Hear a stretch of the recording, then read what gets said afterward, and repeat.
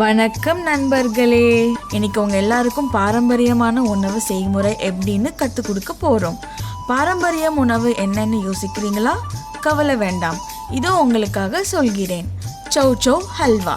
சௌசௌ ஹல்வாக்கு தேவையான உணவு பொருட்கள் என்னன்னு பார்க்கலாமா?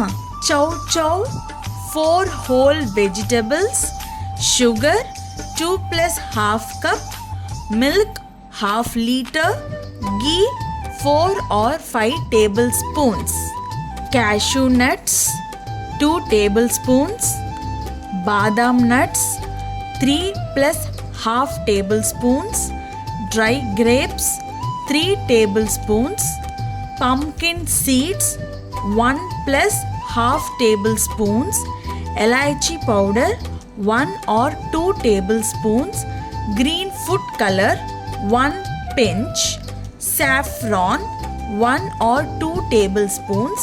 இப்போ அடுப்பு ஆன் பண்ணிக்கிட்டு ஒரு பால் பாத்திரத்தை அடுப்பில் வைங்க. இந்த பாத்திரத்தில் பால் ஊற்றிட்டு பால் நல்லா கொதிக்க விடுங்க. பால் கொதிக்கிறதுக்கு 10லேருந்து 15 நிமிஷம் ஆகும். அப்படின்றதுனால பக்கத்திலே நம்ம ஒரு சின்ன செய்முறை செய்யலாம். சௌசௌ காய்கறியை எடுத்துக்கோங்க. இப்போ இதில் இருக்கிற எல்லா காய்கறிக்கும் மேலே இருக்க ஸ்கின்னை பீலர் யூஸ் பண்ணி பீல் பண்ணிடுங்க. எல்லா காய்கறிக்கும் ஸ்கின் பீல் பண்ணதுக்கு அப்புறமா ஒரு கத்தி எடுத்துக்கிட்டு சௌசௌவை 2 சமமான பீசஸாக கட் பண்ணுங்க. இந்த மாதிரி எல்லா சௌசௌவையும் சமமான பீசஸாக கட் பண்ணி வச்சுக்கோங்க. இப்போ சமமாக கட் பண்ணி பீசஸ் எல்லாத்தையுமே நம்ம இன்னும் சின்னதாக ஸ்லைஸ் பண்ண போகிறோம். நீங்கள் ஸ்லைஸ் பண்ண அது ரொம்ப சின்ன பீசஸாக பிரேக் டவுன் ஆகிட்டே வந்துட்டே இருக்கும். இப்போ இந்த சின்ன பீசஸ் நீங்கள் பண்ணிகிட்டே இருக்கும் போது உங்களுக்கு ஒரு லிக்விட் ஃபார்ம் ஆகும். அந்த லிக்விடை நீங்கள் எடுத்துடாதீங்க, அதோடு சேர்த்து தான் நம்ம அடுத்த ப்ராசஸ் பண்ண போகிறோம். ஸோ எல்லா சௌசௌ காய்கறிங்க சமமாக சீவிட்டே வாங்க. இப்போது நம்ம எல்லாமே சமமாக சீவினதுக்கு அப்புறமா ஒரு தட்டு ஃபுல்லாக நம்மளுக்கு சௌசௌவோட சின்ன பீசஸ் ரெடியாக இருக்கும். இப்போ நம்ம அடுத்த செய்முறை என்ன அப்படின்றத நம்ம பார்க்கலாம். ஒரு அகலமான ஸ்டீல் கடாய் எடுத்துக்கோங்க. இப்போ நீங்கள் ஸ்லைஸ் பண்ணி சின்னதாக வச்சிருக்கிற பீசஸ் எல்லாத்தையுமே அந்த கடாய்க்குள்ளே போட்டுருங்க.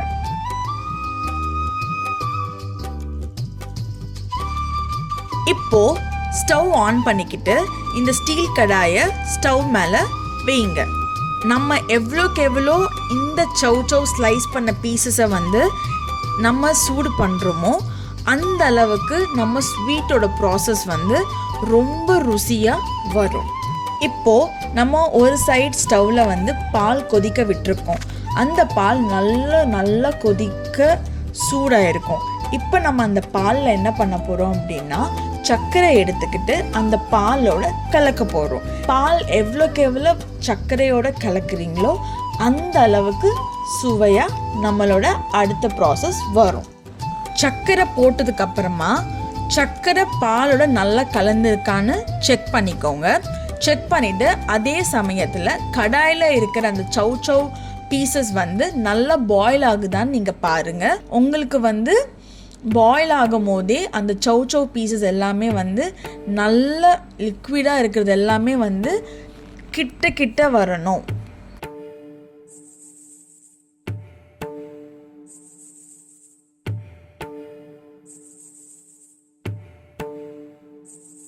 கடாயில் இருக்கிற சௌசௌ பீசஸ் நல்லா கொதிச்சதுக்கு அப்புறமா பாலும் சர்க்கரையும் கலந்து வச்சிருக்கிற அந்த லிக்விடை கடாயில் ஊற்றிடுங்க. பால் கடாய்க்குள்ளே ஊற்றினதுக்கு அப்புறமா நல்லா மிக்ஸ் பண்ணுங்க.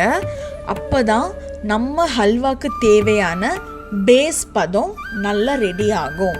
ஸ்டவ் ஃபுல்லாக வச்சுக்கோங்க.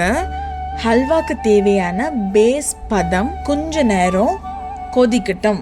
கடாயில் இருக்கிற ஹல்வாக்கு தேவையான பேஸ் பதம் நல்லா கொதிக்கட்டும். பக்கத்தில் ஒரு ஃப்ரை பேன் வச்சுக்கோங்க. ஃப்ரை பேன் வச்சுக்கிட்டு கொஞ்சம் ஹீட் ஆனதுக்கப்புறமா ஒரு 3 or 4 tablespoons ஆஃப் நெய் போட்டுக்கோங்க. கொஞ்சம் ஹீட் பாயில் ஆனதுக்கப்புறமா கேஷ்யூ நட்ஸ் 2 tablespoons, பாதாம் 3.5 tablespoons, pumpkin seeds 1.5 tablespoon, dry grapes 3 tablespoons. இது எல்லாத்தையுமே ஆட் பண்ணிவிட்டு நல்லா ஃப்ரை பண்ணிக்கோங்க. இப்போ ஃப்ரை பண்ண இன்க்ரீடியன்ட்ஸ் எல்லாத்தையுமே எடுத்து ஒரு பிளேட்டில் வச்சுக்கோங்க. ரொம்ப சூடாக இருக்கும் போது நம்ம ஆட் பண்ணக்கூடாது. சூடு கொஞ்சம் கம்மியானதுக்கப்புறமா நம்ம கடாயில் ஆட் பண்ணிக்கலாம். கடாயில் இருக்கிற ஹல்வா பேஸ் பதம் நல்ல கிட்ட வந்ததுக்கப்புறமா க்ரீன் ஃபுட் கலர் ஒரு பிஞ்ச் ஆட் பண்ணிக்கோங்க. சாஃப்ரான் 1 or 2 teaspoons ஆட் பண்ணிக்கோங்க. ஆட் பண்ணிவிட்டு நல்லா மிக்ஸ் பண்ணுங்கள். மிக்ஸ் பண்ணும் போது நம்ம ஆல்ரெடி செஞ்சு வச்சுருக்கிற பேஸ் பதம் முழுமையாக க்ரீன் கலரில் மாறணும். கடாயில் இருக்கிற ஹல்வா பேஸ் பதம் முழுமையாக க்ரீன் கலர் ஆனதுக்கப்புறமா ஃப்ரை பண்ணி வச்சுருக்கிற இன்க்ரீடியன்ட்ஸ் எல்லாத்தையுமே இப்போ கடாயில் சேர்த்துக்கோங்க. நீங்கள் ஹல்வா பதம் ரெடி ஆனது உடனே நீங்கள் எடுத்து இன்னொரு கடாய்க்கு மாற்றும் போது சாப்பிடும் போது நல்ல சுவையாக இருக்கும்.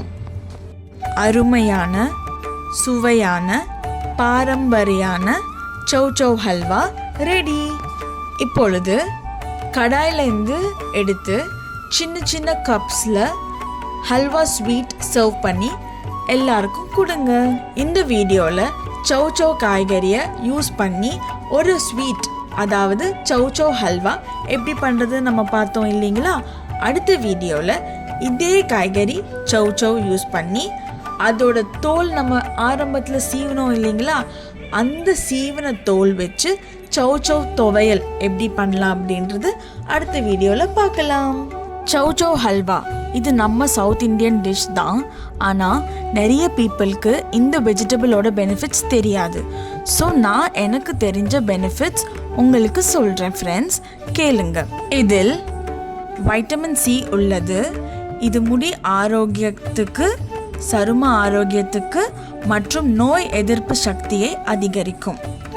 நெக்ஸ்ட், இந்த காய்கறியை குழந்தைகளுக்கும் மற்றும் கர்ப்பிணி பெண்களுக்கும் ரொம்ப ஆரோக்கியமானது.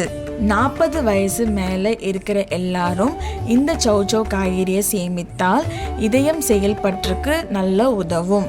இந்த மாதிரி நிறைய நன்மைகள் அடங்கி உள்ளது இந்த சௌசௌ காய்கறியில்.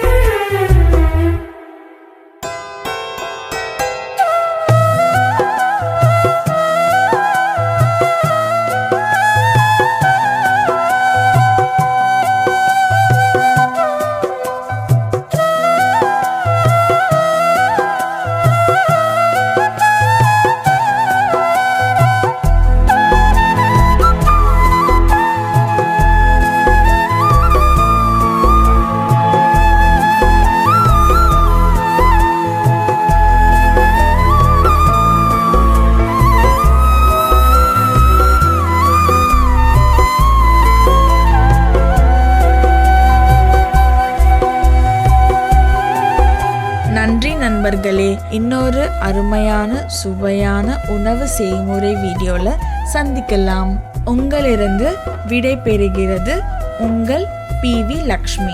நன்றி, வணக்கம்.